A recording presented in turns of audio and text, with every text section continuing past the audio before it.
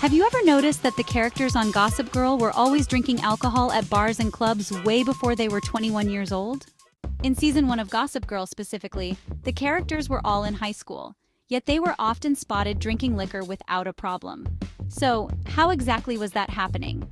We've got a few suggested answers and ideas for you.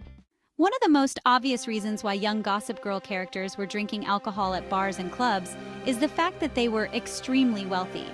The show didn't exactly shed light on cash exchanges, but it's easy to assume that the teens were placing $100 bills down as soon as they walked in to avoid dealing with any problems.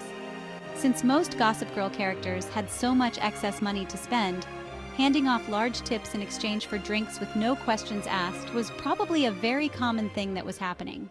Another idea for how it could have gone down is that all the main characters could have had extremely realistic-looking fake IDs.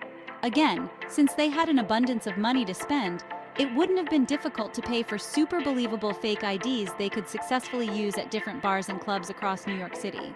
A third idea for why they were allowed to engage in underage drinking on Gossip Girl is the fact that the characters looked a lot older than they were before they turned 21.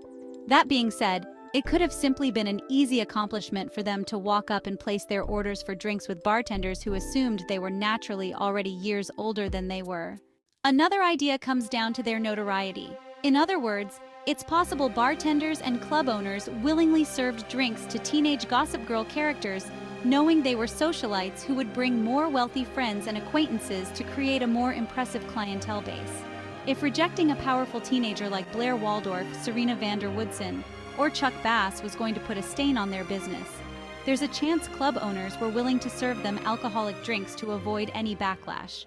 What other ideas do you have for why the teenagers were drinking alcohol willy-nilly at bars and clubs on Gossip Girl in the early seasons of the show before they turned 21?